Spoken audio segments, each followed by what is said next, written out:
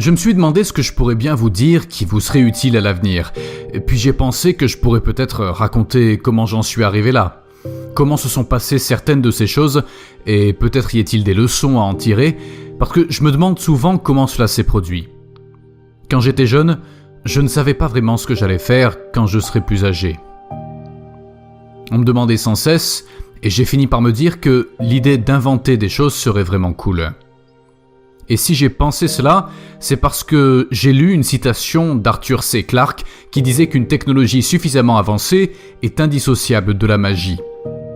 Et c'est tout à fait vrai. Si vous revenez 300 ans en arrière, les choses que nous considérons comme acquises aujourd'hui, vous seriez brûlé sur le bûcher pour, disons, être capable de voler, c'est fou.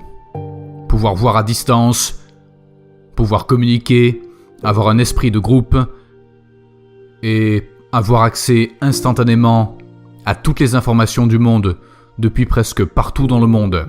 Ce serait vraiment magique. Ce serait considéré comme de la magie dans le passé. En fait, je pense que cela va plus loin, car il y a beaucoup de choses que nous considérons comme allant de soi aujourd'hui et qui n'étaient même pas imaginées dans le passé. Elles n'existaient même pas dans le domaine de la magie, et cela va encore plus loin. Je me suis alors dit que si je pouvais faire certaines de ces choses, si je pouvais faire avancer la technologie, alors ce serait comme de la magie et ce serait vraiment cool. Puis, j'ai toujours eu une sorte de légère crise existentielle parce que j'essaie de comprendre ce que tout cela signifiait. J'en suis venu à la conclusion que si nous pouvons faire progresser la connaissance du monde, si nous pouvons faire des choses qui élargissent la portée et l'échelle de la conscience, nous sommes mieux à même de poser les bonnes questions et de devenir plus éclairés. Et c'est vraiment la seule façon d'avancer. J'ai donc étudié la physique et le commerce parce que je me suis dit que pour faire beaucoup de ces choses, il fallait savoir comment fonctionne l'univers et il vous faut savoir comment fonctionne l'économie. Vous devez également rassembler beaucoup de personnes qui collaborent avec vous pour créer quelque chose parce que c'est très difficile de faire quelque chose en tant qu'individu si cette technologie est importante. Je me suis d'abord rendu en Californie pour essayer de trouver comment améliorer la densité énergétique des véhicules électriques. Essentiellement pour essayer de savoir s'il existait un condensateur avancé qui pourrait servir d'alternative aux piles. C'était en 1995 et c'est aussi quand l'Internet a commencé à apparaître. Et j'ai bien pensé que je pouvais soit poursuivre cette technologie, où le succès n'est peut-être pas l'un des résultats possibles, ce qui est toujours délicat, soit participer à l'Internet. J'ai donc décidé d'abandonner, de faire quelques trucs sur Internet, de faire quelques trucs ici et là. Et l'une d'entre elles est PayPal. Et il est peut-être utile de dire que l'une des choses qui a été importante dans la création de PayPal est en quelque sorte la façon dont cela a commencé. Parce qu'au départ, on pensait que PayPal allait créer une agglomération de services financiers. Donc si vous avez un lieu où tous vos besoins en matière de services financiers seraient parfaitement intégrés et fonctionneraient sans heurts. Et nous avions aussi une petite fonction qui permettait de faire des paiements par courrier électronique. Et chaque fois que nous montrions le système à quelqu'un, nous montrions les parties difficiles qui étaient l'agglomération des services financiers, qui restaient tout à fait difficiles à mettre en place, et personne n'était intéressé. Et ensuite nous présentions aux gens les paiements par courrier électronique, ce qui était en fait assez facile, et tout le monde était intéressé. Et je pense donc qu'il est important de prendre en compte les réactions de votre environnement, leur feedback. Maintenant, vous voulez être le plus proche possible de votre environnement, c'est important. Et c'est pourquoi nous nous sommes concentrés sur les paiements par courrier électronique, et nous avons vraiment essayé de faire en sorte que cela fonctionne, et c'est ce qui nous a fait décoller. Mais si nous n'avions pas répondu à ce que les gens voulaient, alors nous n'aurions probablement pas réussi. Il est donc important de rechercher ce genre de choses et de se concentrer sur elles quand on les voit. Ensuite, vous corrigez vos hypothèses préalables, et en partant de PayPal, j'ai bien réfléchi à certains des autres problèmes qui risquent d'affecter le plus l'avenir de l'humanité. Et ce n'était pas vraiment du point de vue de quel est le meilleur moyen de gagner de l'argent, ce qui est bien, mais c'est vraiment ce qui va le plus affecter notre humanité future. Donc je pense que le plus gros problème sur Terre, c'est l'énergie durable. Mais la production et la consommation d'énergie de manière durable. Si nous ne résolvons pas ce problème au cours du siècle, nous aurons de gros problèmes. Et l'autre étant l'extension de la vie au-delà de la Terre pour rendre la vie multiplanétaire. Ainsi, le second est la base du projet SpaceX et le premier est la base de Tesla et de SolarCity. Et quand j'ai lancé SpaceX, je me suis dit au départ qu'il était impossible de créer une société de fusées. Je n'étais pas si fou que ça. J'ai bien réfléchi à la manière d'augmenter le budget de la NASA. C'était en fait mon objectif initial. Donc j'ai bien pensé que si nous faisons une mission à faible coût sur Mars, un endroit appelé Mars Oasis, où l'on fait atterrir des graines et un gel nutritif déshydraté, et où l'on les hydrate à l'atterrissage, on obtient donc ce superbe plan de plantes vertes sur un fond rouge, et le public a tendance à réagir aux précédents et aux superlatifs. Et ce serait la première vie sur Mars, la plus lointaine que la vie ait jamais parcourue. Et pour autant que nous sachions, je pensais bien que ce serait suffisant pour susciter l'enthousiasme de certains et donc augmenter le budget de la NASA. Il est donc évident que le résultat financier d'une telle mission serait probablement nul. Donc, rien de mieux que cela n'était envisageable. Je suis donc allé 3 fois en Russie pour étudier la possibilité d'acheter un ICBM remis à neuf, parce que c'était la meilleure affaire et que je peux vous dire que c'était très bizarre d'aller là-bas en 2000, fin 2001, 2002.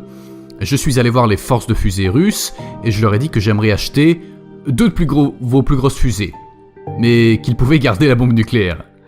C'était vraiment fou. Ils pensaient que j'étais fou, mais j'avais de l'argent, donc c'était ok. Après avoir fait plusieurs voyages en Russie, je suis arrivé à la conclusion qu'en fait, ma première impression était fausse, car ma première pensée était bien qu'il n'y a pas assez de volonté pour explorer et nous étendre au-delà de la Terre, et d'avoir une base sur Mars et ce genre de choses. Mais je suis arrivé à la conclusion que c'était faux. En fait, il y avait beaucoup de volonté, en particulier aux États-Unis, car les États-Unis sont le pays des explorateurs. Les gens sont venus ici d'autres parties du monde, et je pense que les États-Unis sont vraiment une distillation de l'esprit de l'exploration humaine. Mais si les gens pensent que c'est impossible, ou que cela va complètement casser le budget fédéral, alors ils ne le feront pas. Donc après mon 3e voyage, j'ai dit ok, ce que nous devons vraiment faire ici, c'est essayer de résoudre le problème du transport spatial, et j'ai lancé SpaceX. Et ce, contre l'avis de presque tous ceux à qui j'ai parlé. Mon ami m'a fait asseoir et regarder un tas de vidéos de fusées qui explosent. Et laissez-moi vous dire qu'il n'avait pas tort. C'était difficile au début, parce que je n'avais jamais rien construit de physique. Enfin, je veux dire que j'avais construit des petits modèles de fusées quand j'étais enfant, ce genre de choses, mais je n'avais jamais fait construire quelque chose de physique dans mon entreprise. Il faudrait que je trouve le moyen de faire toutes ces choses et de réunir la bonne équipe de spécialistes. Nous l'avons fait et nous avons échoué 3 fois. C'était difficile parce qu'avec une fusée, la note de passage est de 100%. Et on ne peut pas tester la fusée dans l'environnement réel dans lequel elle sera. Ainsi, je pense que la meilleure analogie pour l'ingénierie des fusées, c'est comme si vous vouliez créer un morceau de code, un morceau de logiciel vraiment compliqué. Vous ne pouvez pas exécuter le logiciel comme un tout intégré et vous ne pouvez pas l'exécuter sur l'ordinateur sur lequel il est censé fonctionner à la fin. Mais la première fois que vous le mettez en place et que vous l'écrivez sur cet ordinateur, il doit fonctionner sans bug. C'est l'essence même du logiciel. Donc, nous avons raté le coche. Le premier lancement, j'ai fini par ramasser des morceaux de fusée sur le site de lancement. C'était un peu triste. Mais nous avons appris à chaque succès des vols et nous avons pu finalement, avec le 4e vol en 2008, atteindre l'orbite.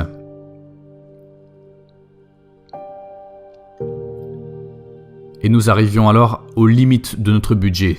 Donc, Dieu merci, on a réussi. Je pense que la 4e fois, c'est la bonne. Alors nous avons mis le Falcon 1 en orbite et nous avons commencé à le faire évoluer vers le Falcon 9 qui est d'un ordre de grandeur de magnitude plus poussé. La fusée est d'environ 1 million de livres de poussée. Nous avons réussi à la mettre en orbite et puis à développer le vaisseau spatial Dragon qui a récemment pu s'amarrer et revenir sur Terre depuis l'espace. C'est un événement qui a fait du bruit. C'est un énorme soulagement. Je n'arrive toujours pas à y croire, mais il y a encore beaucoup à faire pour que l'humanité devienne une civilisation spatiale. En fin de compte, une espèce multiplanétaire. Et c'est quelque chose que je pense être d'une importance vitale.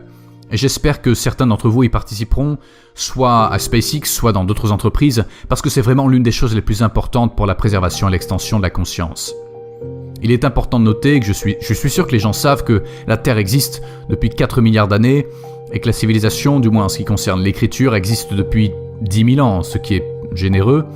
Donc, L'existence de la civilisation et de la conscience telle que nous les connaissons sur Terre est plutôt ténue, et je pense que je suis assez optimiste quant à l'avenir de la Terre.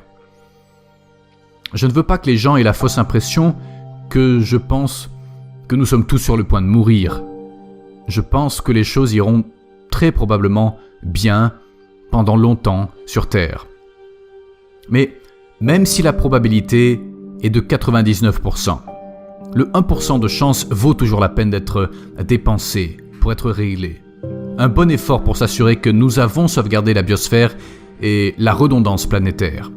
Je pense donc que c'est vraiment très important et que pour cela il faut faire une percée, c'est-à-dire créer un système de transport vers Mars qui soit rapidement et complètement réutilisable. Voilà une de ces choses qui est à la limite de l'impossible, et c'est en quelque sorte ce que nous allons essayer de réaliser avec SpaceX.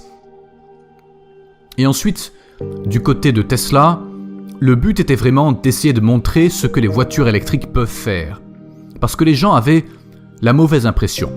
Nous devions changer la perception des gens sur le véhicule électrique parce qu'ils le voyaient comme quelque chose de lent et de laid, avec une faible autonomie, comme une voiture de golf. Et c'est pourquoi nous avons créé le projet Tesla Roadster pour montrer que le véhicule peut être rapide, attrayant et à longue portée. Et il est étonnant de voir comment, même si vous pouvez montrer que quelque chose fonctionne sur le papier, que les calculs sont très clairs, mais tant que vous n'avez pas d'objet physique, ils ne vous croiront pas. C'est vraiment pas évident pour la majorité des gens et je pense que c'est quelque chose qui vaut la peine d'être appris. Si vous montez une entreprise, la première chose que vous devez essayer de faire, c'est de créer un prototype qui fonctionne. Parce que tout a l'air parfait sur PowerPoint. Mais si vous avez un véritable prototype, même s'il est sous forme primitive, ce sera beaucoup plus efficace pour convaincre. Parce qu'après avoir fabriqué la Tesla Roadster, les gens nous ont dit « Bien sûr, on a toujours su que vous pouviez fabriquer une voiture comme ça. C'est une voiture chère, peu utilisée, c'est petit, mais est-ce que vous pouvez faire une vraie voiture ?» Et donc, on s'est dit, ok, c'est le prochain projet.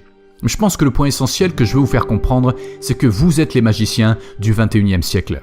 Ne laissez rien vous retenir. L'imagination est la seule limite, et créer est magique. Merci.